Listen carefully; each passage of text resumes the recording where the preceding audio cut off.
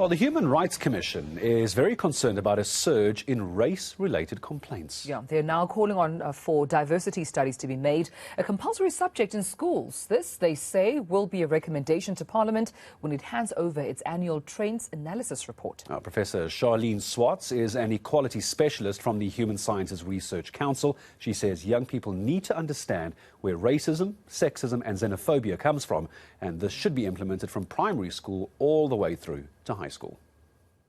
I think diversity studies, diversity education is one term for something that is actually about anti-racism education, anti-sexism education. Over the last 20 years, we've had all sorts of different names for it.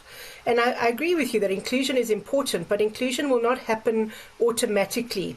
And so for me, one of the important reasons why it should be in our schools is because, firstly, young people can grow up with hearing and learning about the history of racism and sexism, where it comes from, why it's in place and why it's kept in place.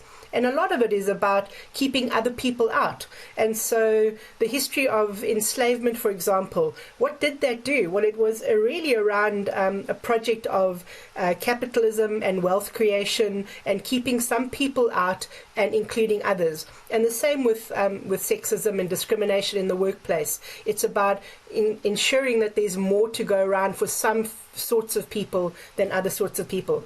So for me, you're right, it's about inclusion, but I also think it really impinges on the core curriculum of the school.